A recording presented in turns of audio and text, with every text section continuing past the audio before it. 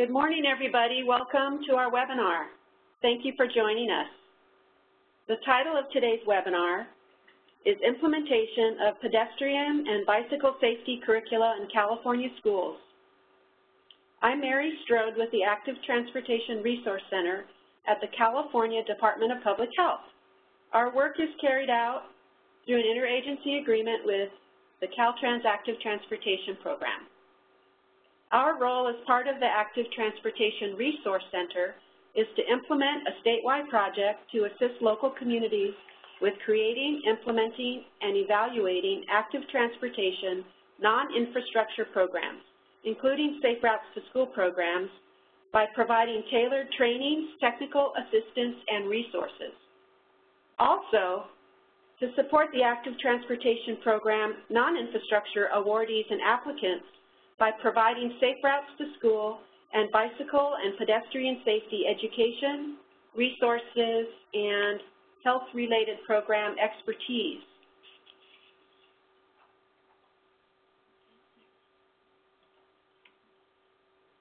So today's webinar is being recorded, and the recording will be posted on the Active Transportation Resource Center website following the webinar. On your screen, you'll see the link where you can review the recording. We really encourage your questions and your comments today, so please submit your question or your comment through the dialogue or chat box on your screen, and you may type in your comment or your question at any time. Speakers will respond to questions and comments near the end of the webinar.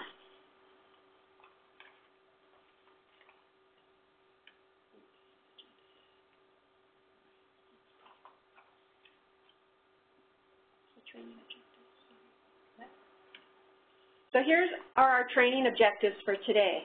By the end of the webinar, you all should be able to describe 2 Active Transportation Program or Safe Routes to School funded projects' unique experiences delivering pedestrian and or bicycle safety educational curriculum in diverse school settings in California.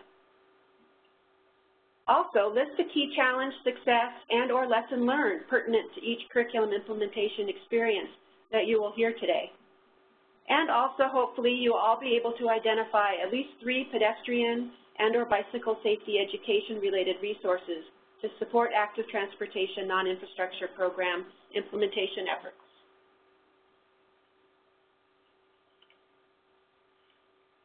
So once again, welcome to today's webinar, Implementation of Pedestrian and Bicycle Safety Curricula in California Schools.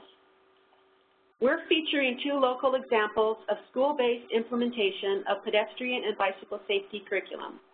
One example illustrates curriculum implementation in Butte County during normal school hours, reaching kindergarten through 2nd graders. The other example illustrates curriculum implementation in Yolo County after-school programs, reaching 2nd through 6th graders. Through these presentations, we will learn how the educational programs were delivered and the special or specific curriculums utilized, what the challenges were in delivering the educational programs, and some really valuable lessons learned.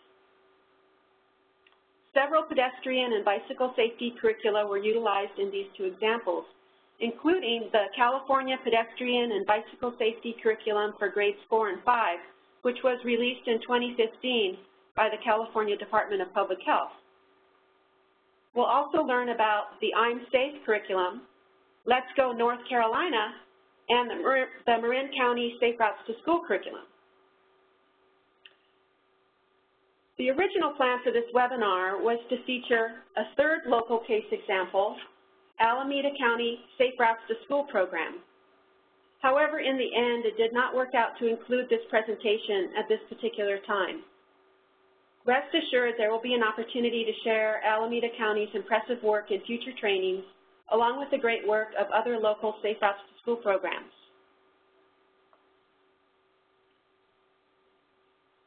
As there are many other types of instructional materials available across the country to support your work, near the end of today's webinar, I'm going to take a few minutes to highlight some of those resources and show you how you can access them via the ATRC website.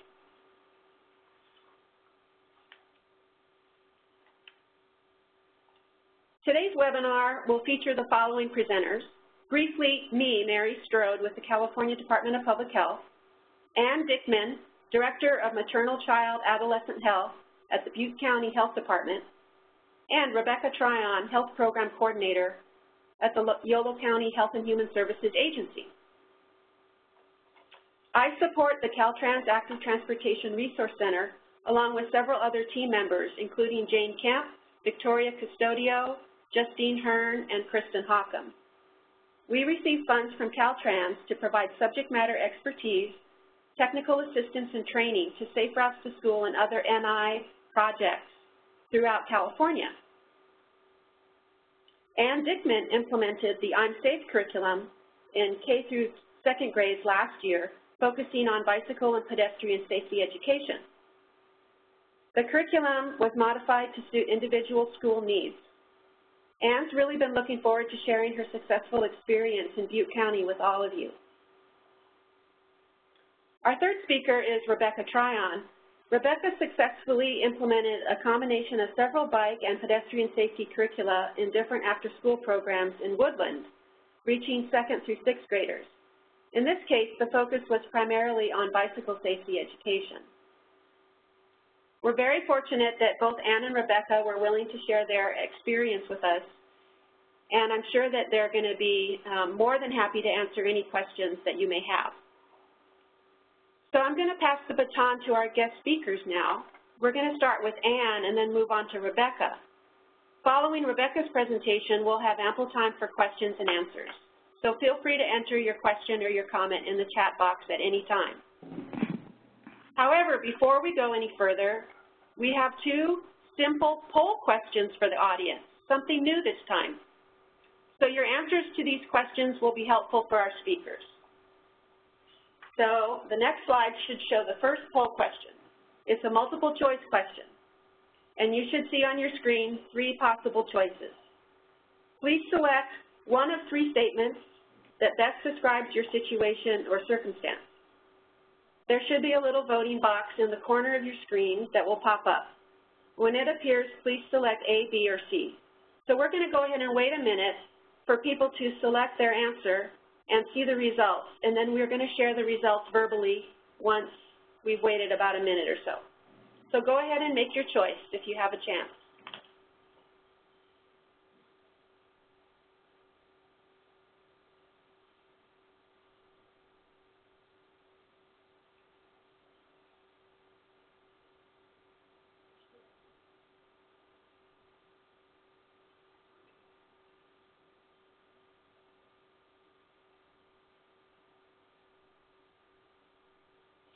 Okay, well, we've gotten the results, at least so far. It looks like 31% of you are working with the Safe Routes to School program, 22% are working with another type of non-infrastructure program or project, 25% are not working with either type of program.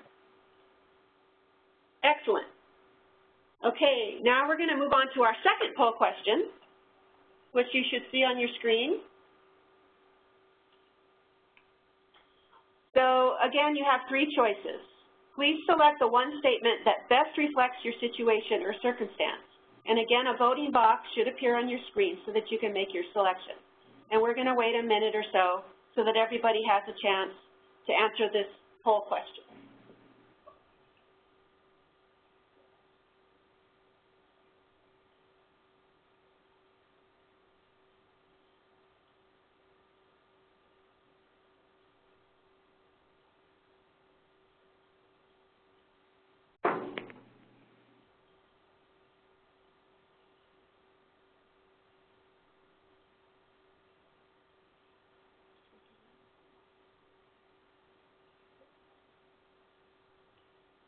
Okay, looks like the results are basically in at this point.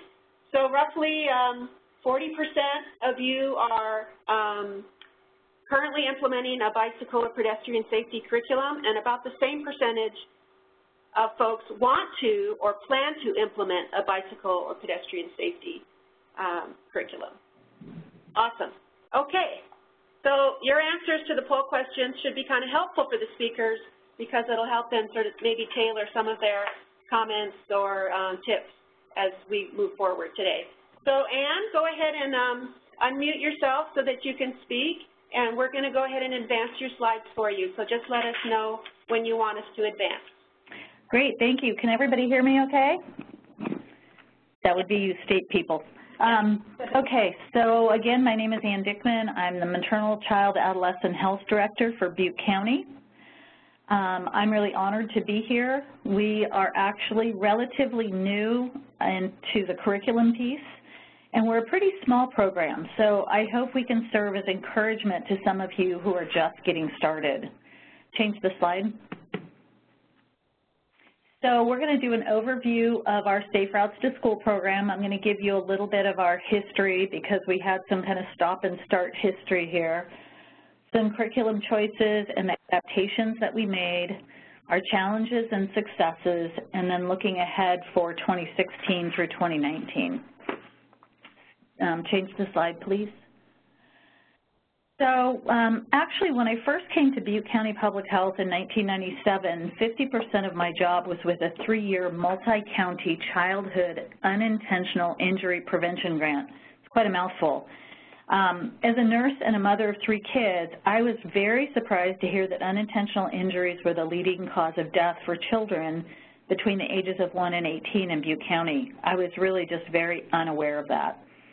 As a part of the grant, we formed an injury prevention collaborative, and I found that the South County, the Oroville area, was so open to having assistance and joining these efforts, whereas other cities and towns in Butte County were less willing at that time. So we had quite an active collaborative. And then so we did our data assessment, we looked at gaps, we looked at problems, and pedestrian and bike safety was right up there. So by 1998, we were actually in the schools working on pedestrian and bike safety. And Oakdale had a wonderful champion teacher who welcomed us with open arms, and really we were able to do a number of things in that school with that original grant. And we actually did participate in the 1998 Walk to School Day, which should have been the second or third one ever done. And we also put on a pedestrian rodeo with the student government for the K through first grade class, and that was quite fun. So as we all know, funding changes, it comes and goes, and so basically I stepped away from active involvement in the schools for a number of years, but in 2009 we re-engaged. We found ourselves another champion teacher, Elisa Huru, and the principal, whatever I asked, he said, sure, whatever you want to do. We do collaborate very strongly with the UC Collaborative. They call themselves the Carrot Ladies. They're in there doing their cooking lessons, et cetera, and the Chico State Foundation SNAP program. And at that time, we restarted monthly walk-to-school events and did a bike safety assembly every May. In 2010, 2011, I began collaborating with Public Works on the Safe Routes to School grant. That's when they started really saying you need this non-infrastructure piece. And they had already submitted a grant for Oakdale Heights, but it hadn't gotten funded. So we were able to add into the grant all the involvement Public Health had with the school to show that real stakeholder involvement. And we were funded in 2011 with Safe Routes to School Cycle 3 funding. And the construction was done this summer in 2015, and then, or this last summer, and then we began our non-infrastructure work in July of 2015. Please change the slide.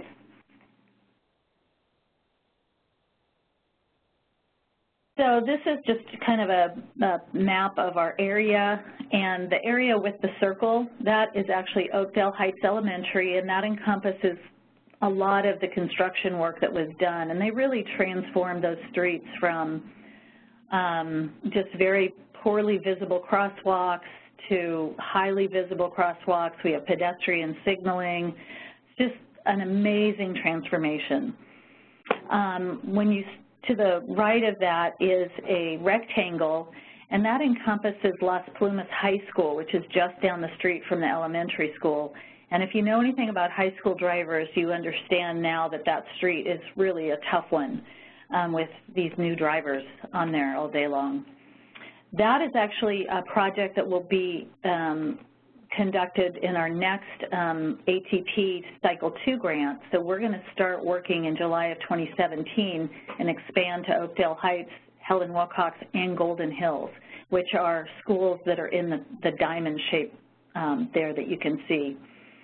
And we also have submitted a Cycle 3 ATP, and it will really impact the 2 elementary schools in the diamond and some of the traffic that they experience along Monte Vista and Autry Lane. So again, if all works out as we hope, we're going to really just create a whole rectangle of safety in that neighborhood, and it's really kind of fun to be a part of that. Change the slide, please. This is our team. I'm there on the left with the big old golden tennis shoe, and it is amazing what kids will do to get that golden tennis shoe into their classroom. I'm standing with the old principal, Rick. He retired last year, and I awarded him a very small golden shoe, which he has put into his home. He sent me a picture. He actually is using it. Jody Putnam is there seen talking to kids. We had painted a playground this summer, and these are little lily pads for kids to hop on. So she just joined our team this spring, and I'm thrilled to have her. Rachel Phillips, Health Education Specialist Associate. She was my intern last spring, and I've been able to bring her on extra help as part of this project. And then the last picture shows Lane Green and Ian Sanders. They're our engineering crew from Public Works. Ian is standing behind the CHP officer, and Lane is putting the map up. So very thankful for those folks. Change the slide, please. And then again, we don't do this alone. Without our partners, this just would not be pulled off. And I'd really like to do a shout out again to Public Works, our UC Davis cooperative gals, which you see in the center picture. That was all of us posing after we painted the playground. Lake Oroville bicyclists, they are the gentlemen in the 2 lower photos. They have helped us with bike assemblies, bike rodeos, just extremely faithful. California Highway Patrol, of course, and then the students and teachers of Oakdale Heights are priceless. Go ahead and change the slide. These are pictures of our sweet school. I just wanted you to kind of see these folks. These are real people. Mrs. Riggs over in the left-hand corner, she really wanted the golden shoe back. This was our last walk to school in May, so this sign was outside her door for our May 6th walk to school, and she got the shoe back. She motivated her kids. Elisa Huru is at the bottom holding up the golden shoe, and obviously they were champions. But we just love the way this school is so open to the work that we do. And relationships with your schools is so vital, and we're just really lucky to have such a strong connection. Change the slide, please. Okay, so on to curriculum. So when we started this in the fall of, or in July of 2015, we were poorly staffed. And so that really influenced a little bit about how we chose this curriculum. I also do the car seat program, and we had spent the last 2 years talking about booster seats in 5 local elementaries. We used the I'm Safe booster seat in curriculum, and so we were very familiar with how this curriculum rolls out. And so choosing to go with I'm Safe really made our job much more streamlined and allowed us to get this rolled out into the school during that grant year of 15-16. And so the picture you see here is an entire pack of curriculum that you can purchase for about $250 or so. And we don't use everything that's in that, but it is good reference material, and I'm going to take you through some of the specifics of it. But it includes a teacher's guide, an age-appropriate storybook, a video that reinforces the messages and can be shown in small vignettes, or you can watch the entire video. And then there's games and educational incentives, which of course when you're working with K through 2 certainly is very fun. Go ahead and change the slide. So this is the Walk With Me guidebook, or teacher's guide.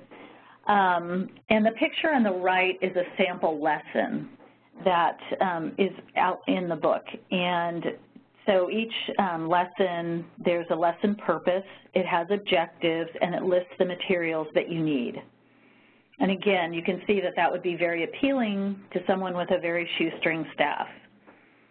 And then the book essentially guides you through the lesson, but we cherry-picked the parts we wanted. I was able to garner the services of a Chico State intern, Rachel. You saw her picture in my staff. She worked with me 20 hours a week, and she worked with the lessons and actually created a script that involved 2 instructors. And so the instructors will walk in and one will begin the lesson, pass it off to the second, goes back to the first, so it flows very well. And of course, in the midst of that, one person's cueing the video, the other person's getting the game ready. I mean, so they are busy the entire time that they are in the classroom. And then, so this is lesson 1, which was ride the walking school bus. And so our final activity was to take a walk on our lovely new sidewalks, teaching them how to use the signalized pedestrian crosswalks, and discussing how to look left, right, left when they're crossing the street, as well as at those ages, certainly always walking with an adult. Go ahead and change the slide. There's also a large format storybook, and the picture in the center is another Chico State intern that joined us, Cammie, and she's reading the storybook to the children. We did that only in the first lesson, but again, the storybook does involve all 5 lessons, and so you could split it up. On the right is the DVD, and again, as I said before, we actually show just the snippet that pertains to our lesson on that day of the lesson. We never show the entire video all at one time. Change the slide, please. Thanks. So these are some of the educational games and incentives. So on the right is a bingo card, and the kit comes with 18 by 18 flashcards that you actually hold up to indicate which slot the person is going to put their bingo token on. And they love bingo. They could play bingo all day. They just thought that was so much fun. You also have a sample of some of their bookmarks that reinforce those lessons, as well as stickers. So again, all of those things just kind of meld together to create a full lesson.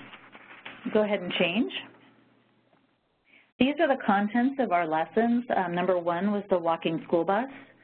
So why do people walk, and how can kids walk safely? And as I said, we did the walking school bus field trip. Lesson 2 was get ready to walk, and this is about being prepared to walk. So you're going to dress bright so that the drivers will see you. You might have a flashlight if you're at dusk or dawn. You always have an adult with you, and you're going to check the news to see what the weather's going to be like, so you're prepared. So it's all about being prepared, and our game is I spy something bright in the classroom. Lesson 3 is signs and signals, and that's identifying signs and signals. We all have to teach that, right? And then we play the safe walking bingo, which reinforces those signals. So lesson 4 is crossing streets safely, and we talk about the 3 important steps to crossing safely. We're going to be looking, we're going to be using our safe thinking skills, and we play Simon Says. We reinforce Simon Says, look left. Oh, look right. Wait, Simon didn't say that. So it just reinforces all of those activities we taught. And we did not do lesson 5. Actually, I love lesson 5, and I'm hoping we can do it this year because it involves getting a bus onto the playground. And so it actually has you draw out a 10-foot perimeter and practice getting on and off of the bus in a very organized fashion. Change the slide. scheduling. So we actually taught lessons once a week. My computer just went black on me. And so the kinders received only lesson 1. Then the first and second grades received lessons 1 through 4. And we were able to hit all of the first and second each day, you know, allowing for recesses, et cetera. Our lessons were approximately 40 minutes. Again, I said that earlier, but the curriculum was set up for 2 instructors. And every lesson has some kind of a take-home coloring sheet. There's a parent tip sheet. I mean, there's all kinds of resources like that that just reinforce the lessons and gives the children something, you know, tangible that they've got. The other thing that we did was on the last lesson, we actually gave them a little certificate that claimed that they were walking stars now because they had been through this curriculum. Change the slide. So our challenges, as I told you before, staffing was just so difficult, and so I was so blessed to get Rachel as a Chico State intern, finishing up her health ed degree, and then Cammie, a classmate of hers, was also available on Tuesdays to help us with the curriculum. So they made a great team. I only had to spend 1 day with them at the school, and then they took off with it, and the reviews I got from the teachers were just fabulous. And, you know, despite it just being the 2 of us, we were really able to pull off some great things, and really a shout out to the Active Transportation Resource Center staff. They just walked us through so many things. We really leaned heavily on them. And they also were so gracious to come up and help us with our Safe Routes to School workshop in May, which was one of our objectives in our Safe Routes to School grant. So again, those ladies are just fabulous. Please, please, please use them. You know, I'd say a challenge, we didn't really get a curriculum put together for 3rd through 6th, but we did put on an amazing bike rodeo with our partners. And before the rodeo was actually going to happen, Rachel was able to create a PowerPoint about the bike rodeo so they could anticipate what stations they were going to have. And then she was able to get into quite a few of the classrooms before the rodeo, so at least we had some contact with those classrooms. Okay, go ahead and change. And our successes. You know, the students loved it, and, you know, part of the reason I knew that is whenever Rachel walked on the campus, they just swarm her. It's amazing. They were very engaged, and it was very fun. The teachers really enjoyed it, and I was able to pull aside a few of them to ask how the interns went, was the lesson valuable, and they were just all very positive about it and said that the kids were actually able to reiterate a number of the key points back to them once we had left and the classes were over. Again, great experience for Chico State interns, and the classroom lessons just augmented our monthly walk-to-school days and deepened our relationship with the school. I just kind of jotted down here that we actually are creating a pre- and post-test tool to use with these kids. We're going to do it with the 1st and 2nd graders, and they basically just have to circle what is the right sign or what is a bright T-shirt, and they've got a choice of a black and a white one. So we're going to just see if there's any way to measure their knowledge gained. That's a good public health move. We got to measure everything. Okay, go ahead and change. So what's next? We are fully staffed. We're very excited. We are actually going to meet this afternoon. My staff has some ideas about curriculum for 3rd through 6th, and of course I can't wait to hear Rebecca. We've been working with student government. They want to help actually put on the bike rodeo this year. We're hoping to engage high school students to be mentors and involved in this project. We are creating a school travel plan and a preferred routes to school map, and so that's something else we'll be finishing. And we are getting ready to roll this out at Helen Wilcox and Golden Hills Elementary Schools, which are within a mile of Oakdale Heights. They are a different school district, though. they were able to come to our Safe Routes to School workshop and look at the maps and actually have input into the construction, and so we're excited to expand with them. Go ahead and change. And this is just an overview of the area. The green represents the construction of the summer of 2015. The red is the construction that's going to happen next.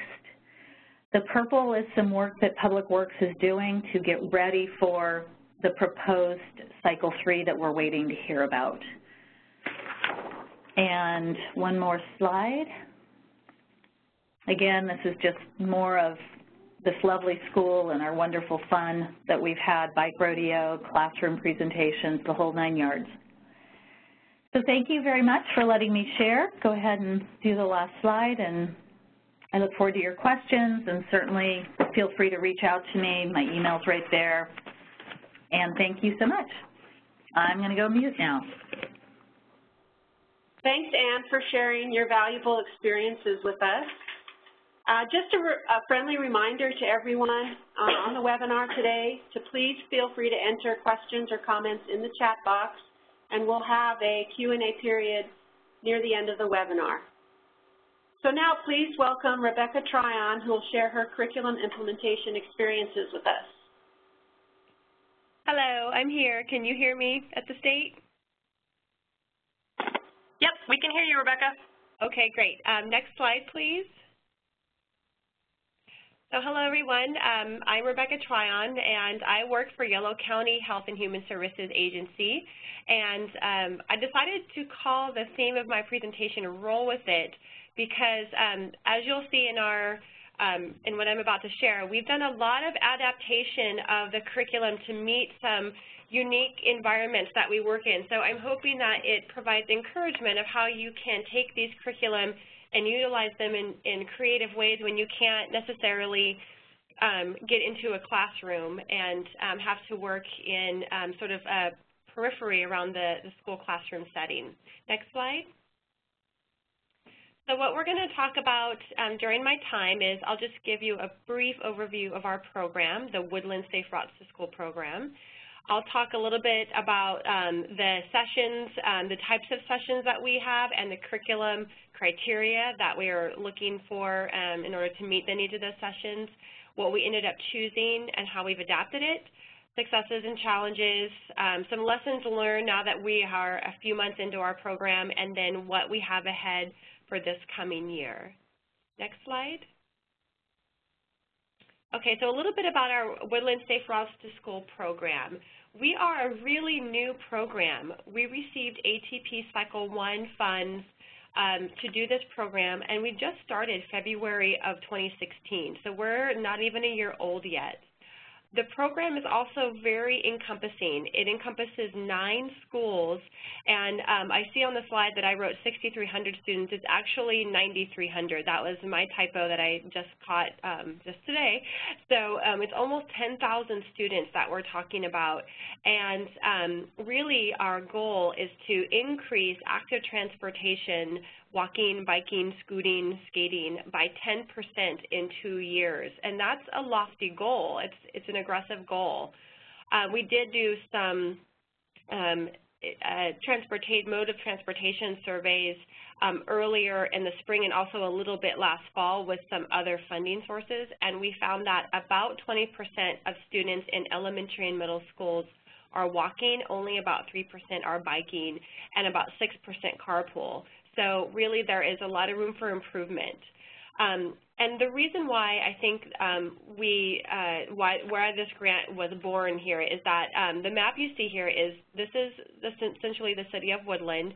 It's a small city. It's about 4.5 square miles, and all the pink on the map that you see here, those are schools. And the 9 schools that we're working with are within this map area, and many of the students, I would say most of the students, live within half a mile of the schools that they go to. So there is definitely the possibility that many of them could walk or bike at least sometimes, in the sense of proximity to the school is not necessarily the barrier.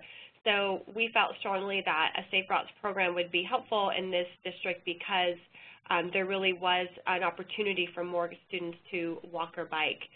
The other reason why this project started is that one of the largest complaints that we have received and the City of Woodland has received is that there are safety concerns. Both the fact that kids and parents are educated about road rules for mostly biking, but to some degree walking, and there's a lot of poor behavior. And also there's a lot of poor behavior around schools during drop-off because the schools are so congested.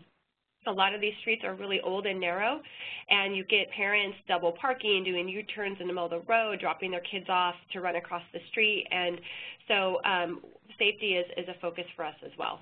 Next slide, please. So this is our team. I don't do this work alone. Myself and my colleague Ana Enriquez, we are both educators, but we're also league certified instructors with the League of American Bicyclists to do bike education, bike skills education.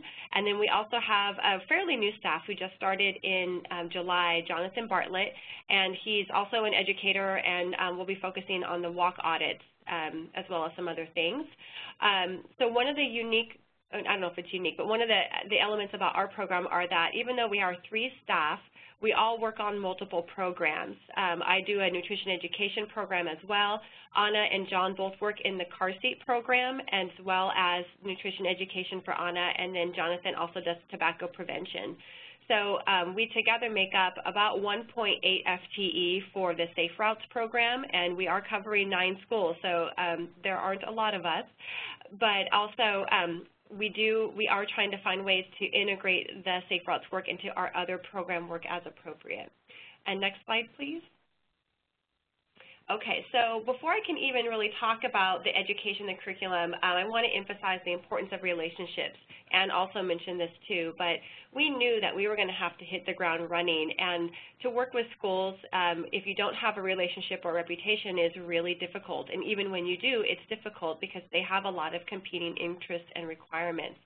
So we spent a lot of time last year in 2015 with some other funding that we had, just really trying to build the relationships in the community with community partners like the City of Woodland, both the Public Works and also the community programs, which is essentially Parks and Rec. With our partners, getting to know the CHP and the Woodland Police Department, as well as an organization called the Bike Campaign here, which is a nonprofit promoting biking. And then also with the schools. We had done just a couple walk-in bike-to-school events with some California for Health grant funding a couple of years ago, and then again with some of our nutrition education, obesity prevention funding. So we had experience a little bit and also had already gotten some relationship building with some of the schools. And I think this is really important because it helped us to understand more what the needs are of the schools and not just come in with wanting to say, oh, this is what we need to do for our program, this is what we think you need, but really trying to listen to what their needs and concerns are and find ways to match those. And then also it helped us to identify where the low-hanging fruit was. And actually we find that the low-hanging fruit for us is not in the school during school hours.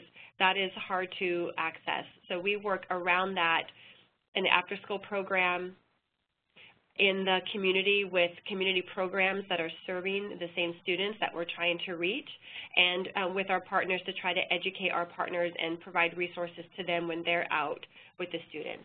Next slide.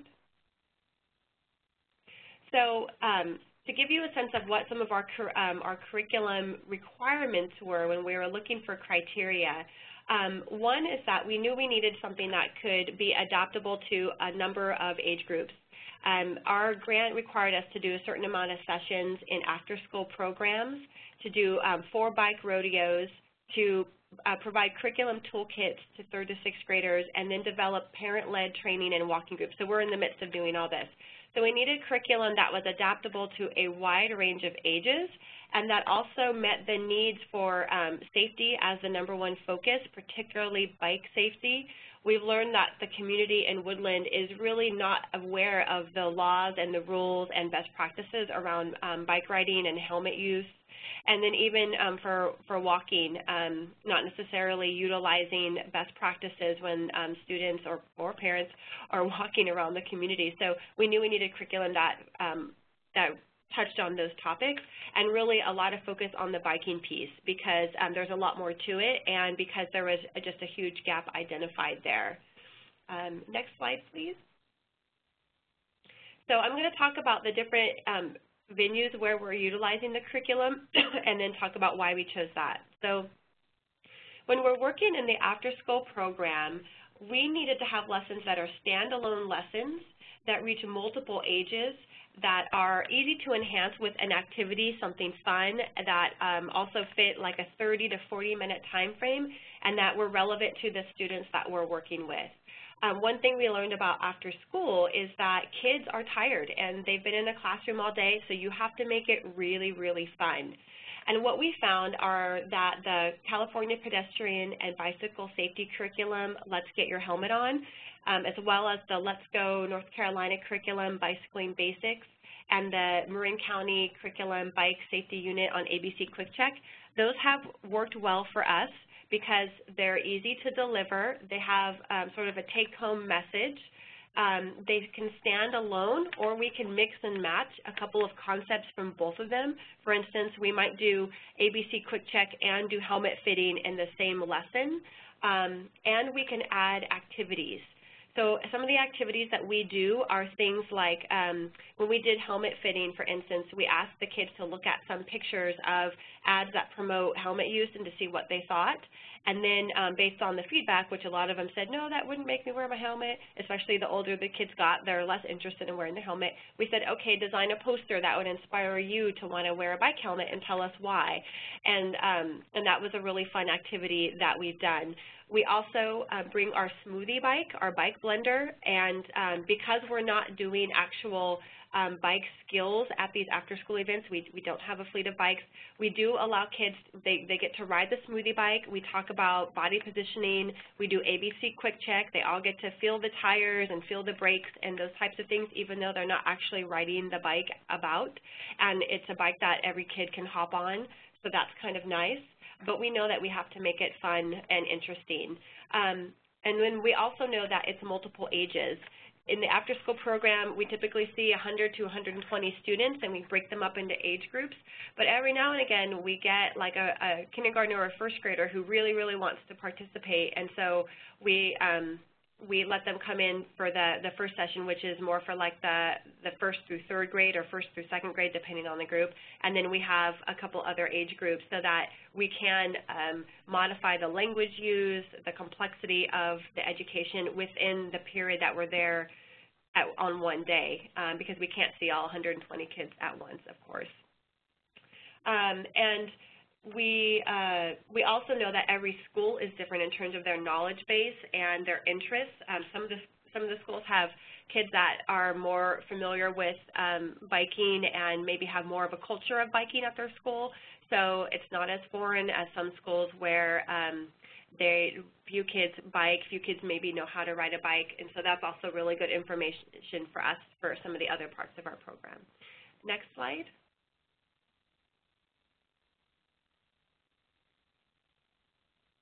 And then, so another fun thing that we started doing is we started doing walking school bus field trips. This was a partnership started with one elementary school in our 9 schools last spring, whereby they come to our Health and Human Services agency where we have a community garden that the same staff who do Safe Routes also do the community garden in our nutrition education program, so we can wear multiple hats. And what this has allowed us is we get a little bit of classroom time, so that's really cool. So we have worked with first and third grade classes at this school so far, and we use the Marin County Lesson Pedestrian Safety Unit, and we've used stuff from the National Highway Traffic Safety Association, NHTSA, for handouts and materials. We only get 10 minutes in the classroom with them, but we're happy with that because this is the one opportunity we've gotten to actually get into a classroom. And then we just go over really basic things about looking left, looking right, looking left again, and about how to use a crosswalk, and about dispelling a myth that even though you're in a crosswalk, you you're safe, you don't have to look, making sure that they understand that you do. And then we do our walking school bus, which you see a picture of here, and we actually have to go and cross a fairly large intersection right at the corner of their school where they get to implement their activities. And we, our 3 staff, we break ourselves up and walk about 7 to 8 kids at once, and there's always a couple parents as well. And so those have been really fun because we also get to talk to them on the way and learn about who's walking to school, who's not walking to school, what are there some concerns, et cetera. We chose this curriculum because it's age appropriate and we can practice it immediately, and we give them something really, really simple, and we can do it in a short time frame and then give them something to take home. Of course, we'd like more time there, but we were happy to get 10 minutes. And we will be doing these with the other classes in that school, and then there is another elementary school about equidistant from this one to our garden, so we're going to entice them with the walking field trip. And then they go to the garden and they do a garden thing and we walk them back. So it's a fun double header for us and for them as well. And next slide, please.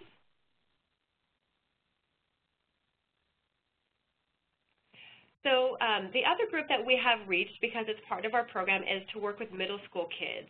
I will say that our experience has been really, really different than with the elementary school kids.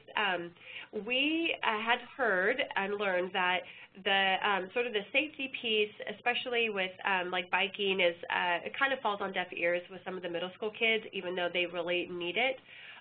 But they were more interested in social causes and the environment and pieces like that.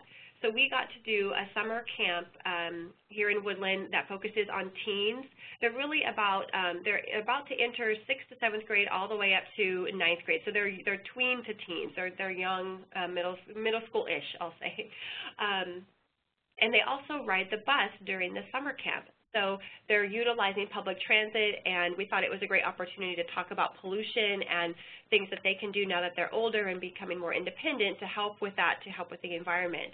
So we found the Marin County curriculum lesson on air pollution demonstration and utilized that in about an hour-and-a-half long session that we had with them. What we did find is that we had to make it really really creative. We had to get really creative and make competitions within an hour and a half and let them do artwork and let them have some little math competitions that they did, and really try to touch on all the different ways that you could talk about this topic of pollution in a really fun way. And we chose it because, again, it expands on the theme. It was designed to be for that age, so it's a little bit more high level, a little bit more detail, and it starts to plant that seed of environmental awareness or foster that seed in kids who already are thinking about that stuff and want to know more. And some of the competition things that we did, which are not included in the curriculum, but what we enhanced it with, were things like they had to do some math. They broke up into groups and had sort of some competitions on who can figure out how much pollution is created in a one-car trip going from their location to another destination and back. What would be cheaper, driving to a nearby town or taking the bus based on the cost of the bus pass? And designing a bike that would be just as comfortable as a car, so you'd want to ride it. So things like that. And then we did lots of prizes. We have little raffle tickets, and our prizes are things like free T-shirts, bike light, little inexpensive bike lights, reflectors, things like that. Next slide, please. So some of our successes, we've had pretty good student engagement. I think that's because we make it fun. We talk, and then we do. We talk, then we do.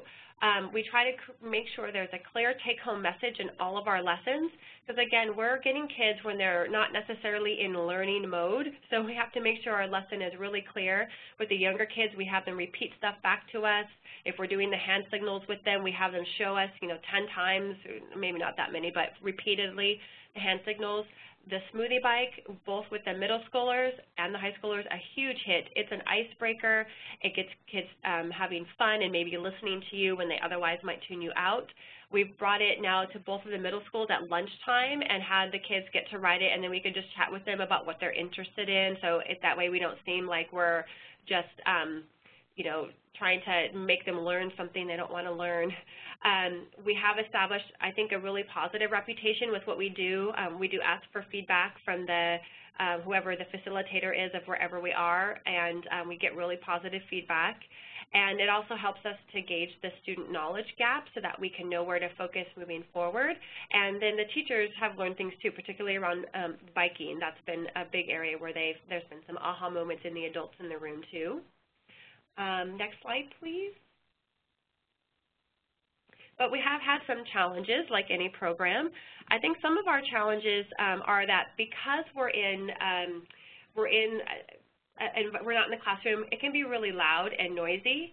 The picture you see here, this is actually a bike rodeo that we did not at a school but at the summer camp. We did 3 bike rodeos this year for a summer camp that serves the kindergarten through 6th graders in the school district, but it's put on by the city. Really fun, really great. We worked with a partner. We also reused some of the curriculum that I just mentioned before.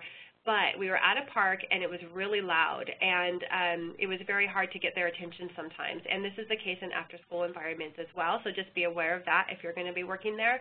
It's hard to get, like, a quiet space. We had a lot of varied ages and language barriers. Two of the 3 of us speak Spanish, so we were able to jump into Spanish mode, but not always easy to do, and we don't always know who doesn't speak English at all. We're only limited to 1 session at a time. We're not going in repeatedly, and that's just very difficult for us to even get those sessions. And I think our biggest challenge with our whole program is that Safe Routes to School is not always seen as a priority. There's a lot of talk about it being a priority and a lot of encouragement from leaders and principals and teachers and staff, but in terms of rubber meets the road, it's difficult to get in and actually get some time and get some of the other activities that we're trying to do to reinforce the education. It can be really difficult. So we do a lot of follow-up and phone calls and trying to find ways to get in and be patient and to just make our opportunities known. And then we also have limited access to bikes. We don't have a fleet of bikes, but we know that bike skills is a huge unmet need here. So we do have funds in our grant to partner with the bike campaign here in town, as seen here, to do some bike rodeos, and they provide the fleet and they provide some staffing as well, which is wonderful, but we would love to have that for every school that we go to. Next slide, please. And then some of our bigger lessons learned are, one is that we have to be really adaptive, and that we need to always have a plan B. I think that's probably the biggest take home here, is that sometimes we walk into a space and it is just not quite what we thought it was going to be, or participation is not what we thought it was going to be, or more than we thought it was going to be. So really knowing that it's not going to go as planned, which makes things like being really prepared, running through your lesson ahead of time, maybe a couple of times. We make these kits that we have in clear plastic boxes so that we can just grab it and go, and we don't have to worry about making sure all of our materials are in there, because we are not always doing the same exact lesson the same exact time each time we go. We need to have all of our stuff together. And then that it's okay to mix curriculum. That's worked really, really well for us. We do a lot of competitions, not just with the middle schoolers, but we do raffles at almost every session we do an after-school program. Just yesterday we did one with 110 students. We raffled off 3 bike helmets because it was on bike safety, and we know that bike helmets are a big gap here in Woodland. And so people get prizes for good participation and good listening skills while we're there, and then we do a little raffle at the end. The prizes don't have to be expensive. We have raffled off reflectors that cost less than $1. We've raffled off swag that we have from other programs. They don't really care. They just like prizes. And then also just to think beyond the school venue. So we're finding more and more that working outside the school is probably going to be a little bit easier than working within the schools, especially for certain schools. And we have great community partners to help us do that. So we can still provide the education and provide the information to the students. Next slide, please.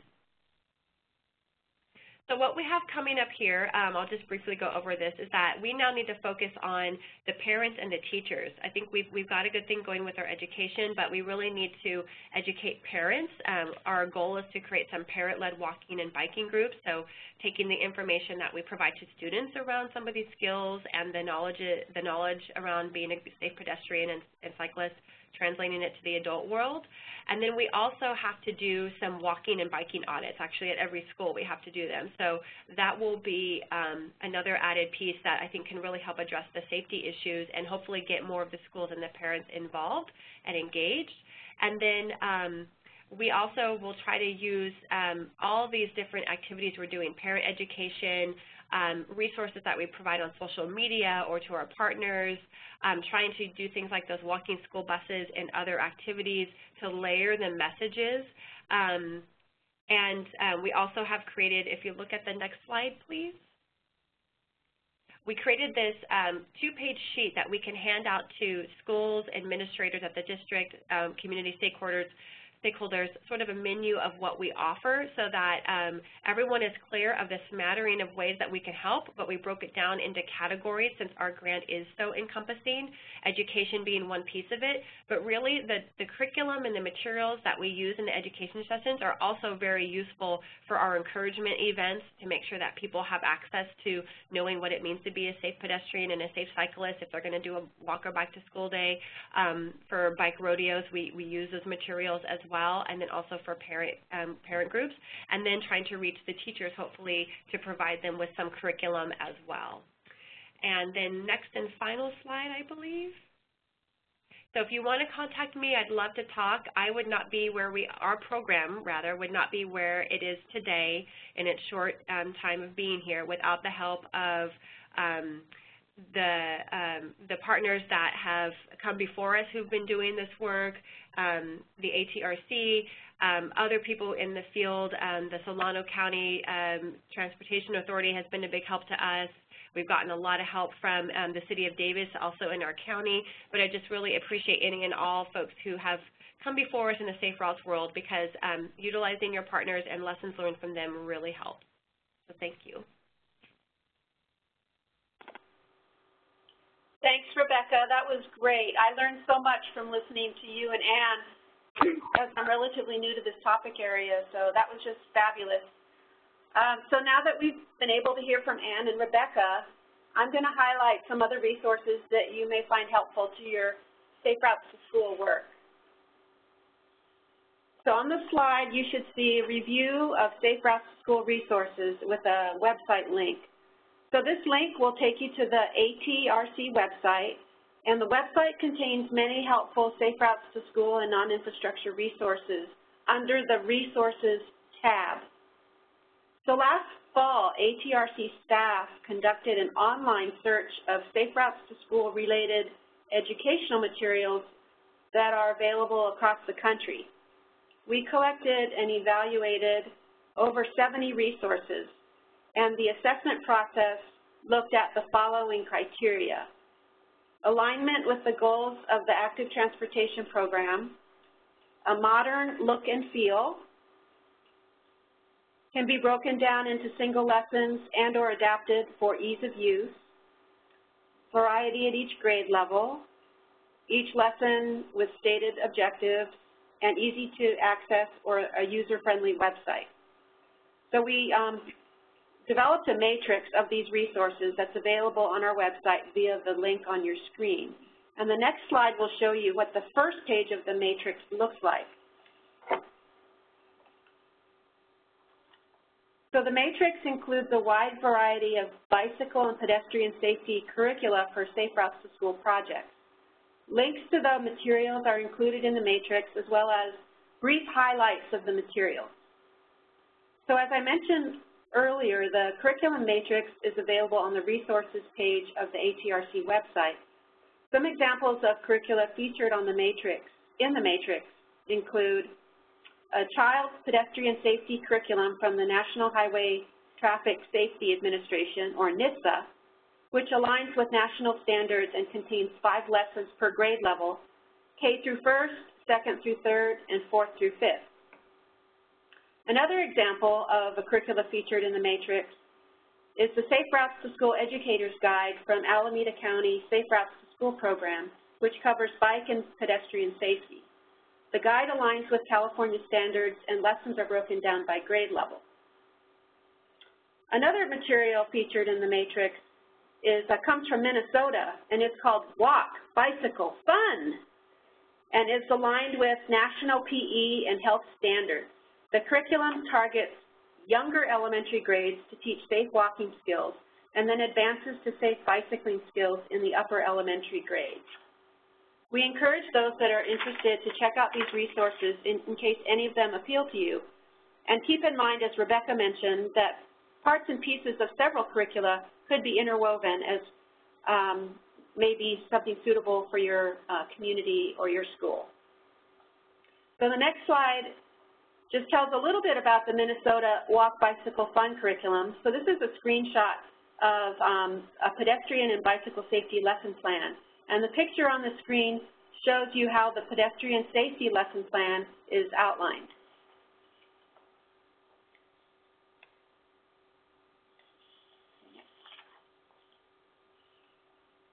From Alameda County Safe Routes to School program, here's a screenshot of the Safe Routes to School K-5 Educator's Guide. The guide covers bicycle and pedestrian safety, and lessons are broken down by grade level. We have learned that a revised second edition has been released, which includes new activities and correlations to California's Common Core standards. This screenshot lists the topics covered for K through first graders, again with the Alameda County Safe Routes to School program. So safety is a key focus, particularly with the use your head before your feet and be safe on your feet lessons. These lessons will help students become familiar with their home and school neighborhoods. The lessons stress the importance of paying attention and give students specific rules to follow when they're out walking. Students will also learn to identify traffic and pedestrian signals, what they mean, and the importance of obeying them. Students will be encouraged to practice smart pedestrian behavior, such as crossing the street with an adult, looking left, right, left, and making eye contact with drivers before crossing the street. The next slide shares a little bit about the NHTSA K-5 grade curriculum, which is organized into 5 lessons that build upon previous skills learned. So the 5 lessons include walking near traffic, crossing streets, crossing intersections, parking lot safety, and school bus safety. And this particular material includes parent tip sheets in English and Spanish. The NHTSA Bikeology curriculum provides PE teachers and recreation specialists with the knowledge and resources to implement an on-the-bike safety education program for youth grades 6 through 12. This curriculum focuses on reaching preteens and teens in order to expose, reinforce, and apply knowledge to on-the-bike skills to enhance control of the bike while riding.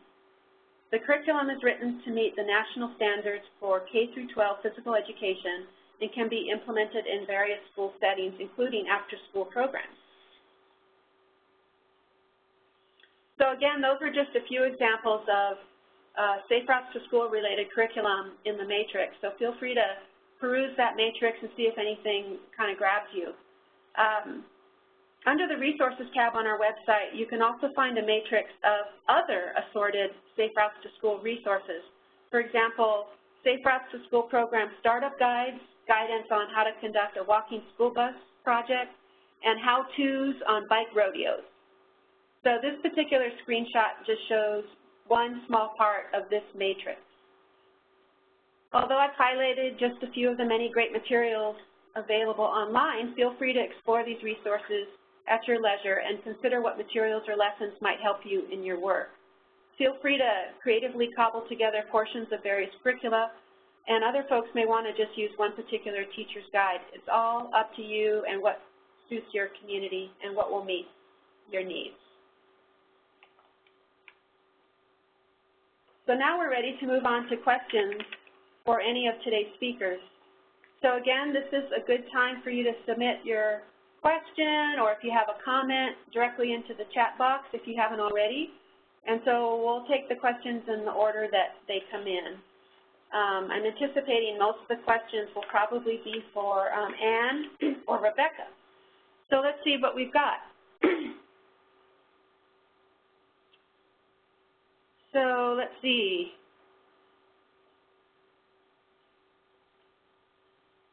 So there's a question for Rebecca on what is a Smoothie bike? So Rebecca, would you like to shed a little bit more light on what a Smoothie bike is? And feel free to unmute yourself too, just as a reminder. Yes, thanks. I think I'm unmuted, yes? Yes.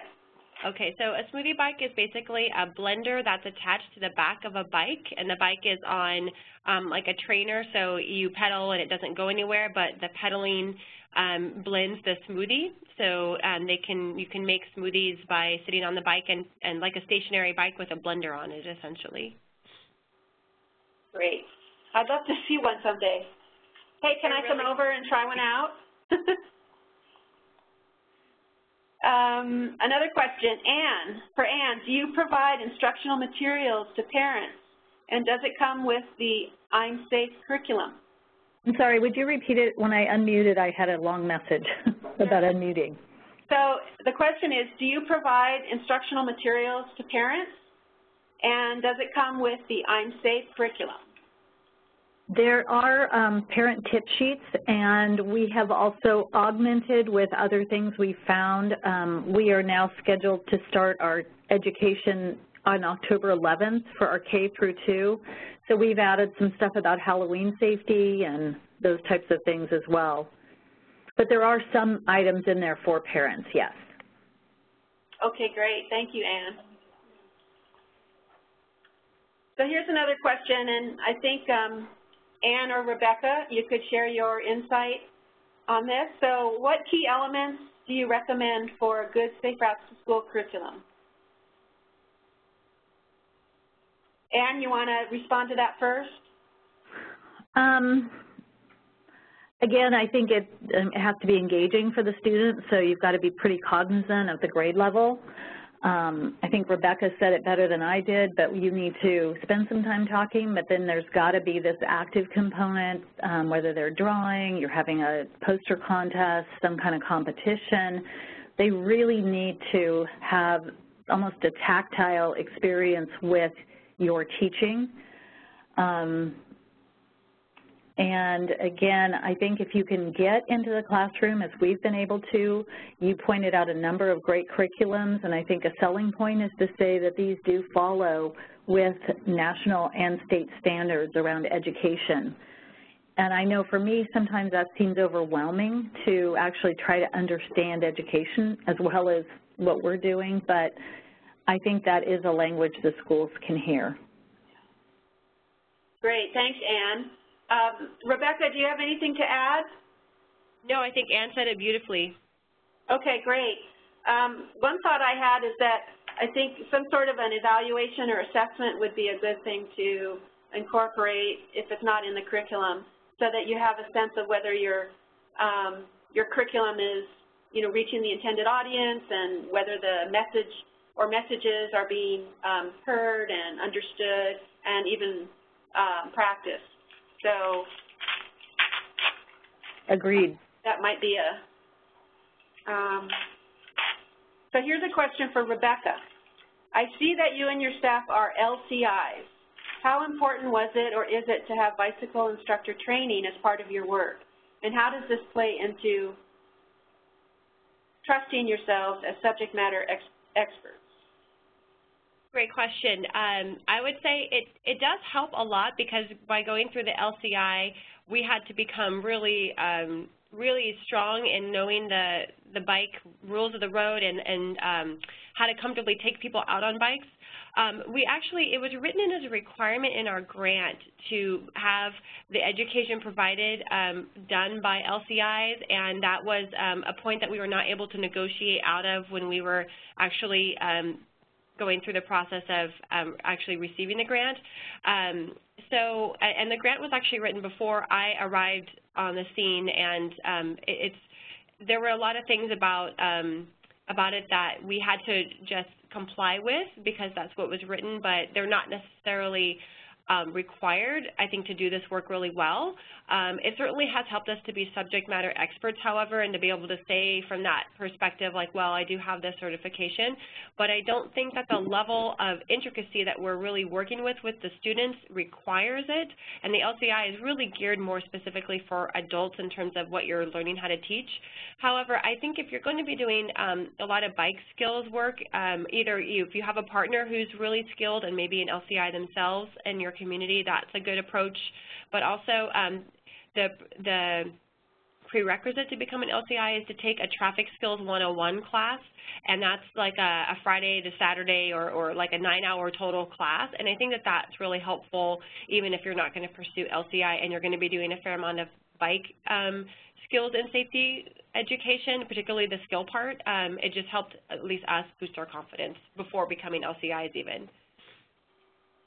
Great, thanks, Rebecca, and I can see how that would be really valuable and supportive of the actual instruction. See, another question came in kind of earlier on. Will the links to the curriculums used by Ann and Rebecca be sent out? And I would say definitely yes, we'll want to send those out. If Ann or Rebecca, you'd like to email me the links, we'll be sure to include the links in the email that follows the webinar. That'll go out to all the participants. Sure. Sure. Okay.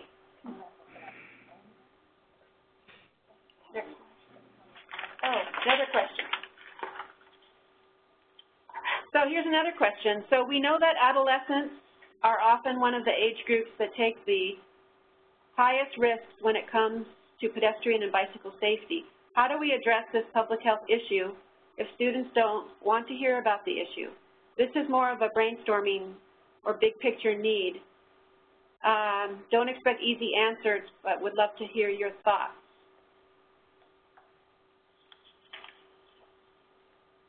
Such a great question. I think some of the things that we did hear when we asked the students, when we did that pollution session with the middle school crowd, which they, by the way, I didn't mention this as a challenge, but they were not super into that lesson. So just FYI for that, we thought they'd love it a lot more than they did. They liked the competition part, but I don't think they were as captivated by the pollution concept. And maybe it's because it was like not tied into like a bigger lesson or a bigger project that they were doing at school. It was kind of this one-off thing we were doing. But one of the things that we did ask them is, what would inspire you to want to be more involved in this, in safe routes to school activities, or to have a focus on walking and biking and safety? And they said things like, well, we would love it if there were ways that we could earn money toward buying school supplies and our yearbook and things that are at the school that cost money, because that can be hard for them. They're not of the age where they can necessarily work, and they don't have resources at home. They thought they might be more likely to pay attention and participate if they could get earn credit toward those types of things. And so we want to work with the middle school to try to do that.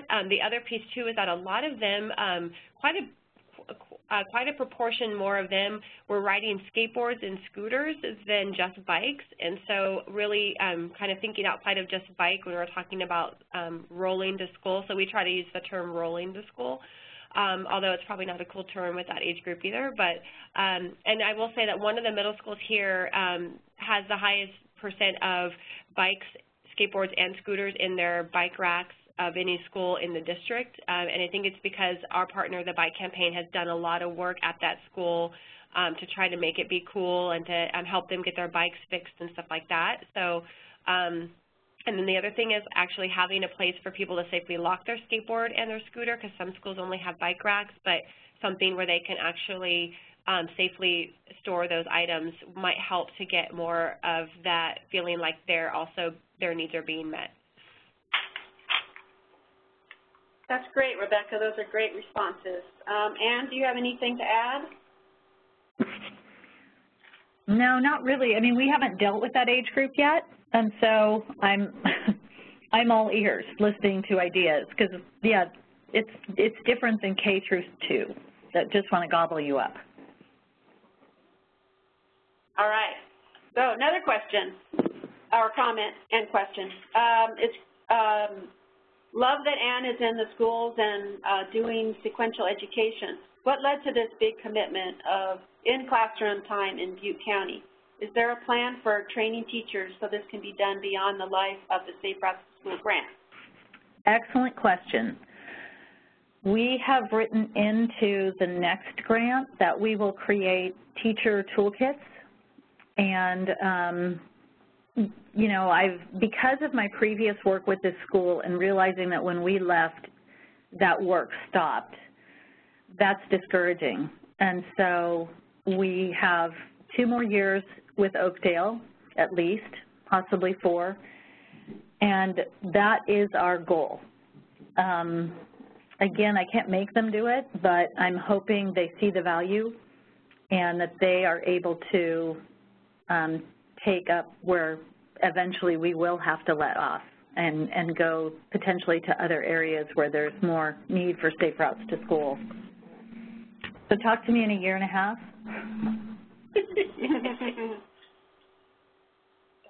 Okay, thanks, Ann. Appreciate that. So, wonderful questions and great responses from our expert speakers. That's much appreciated. We're going to go on to the next slide now. We're kind of wrapping up here. So as we end today's training, please be on the lookout for an email with a Survey Gizmo link. So this email will be sent out to all webinar participants later today or tomorrow. And we really encourage everyone to complete the short survey and give us feedback on today's training.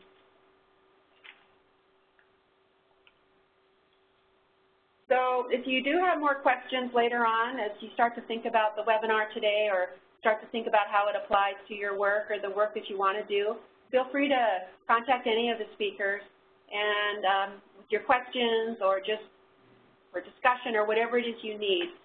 We'll all be happy to help you out. In closing, we encourage you to contact the Active Transportation Resource Center with any questions that you might have. The members of our team are assigned specific regions of the state to target our technical assistance and consultations on safe routes to school or other non-infrastructure components of active transportation projects. We serve as the point of contact for existing awardees, award seekers, nonprofits, community and parent champions, schools, public works departments, and many others. We're very excited and honored, actually, to be able to lend our public health expertise and perspective to facilitate successful non-infrastructure project implementation and evaluation all over California. So please know that we're here for you, and please take advantage of what we have to offer. Many thanks to all of you who joined us today, and special thanks and kudos to Ann and Rebecca for sharing their expertise and experiences with us. We hope you all enjoy the rest of your day. Thank you. Thank you. Thank you.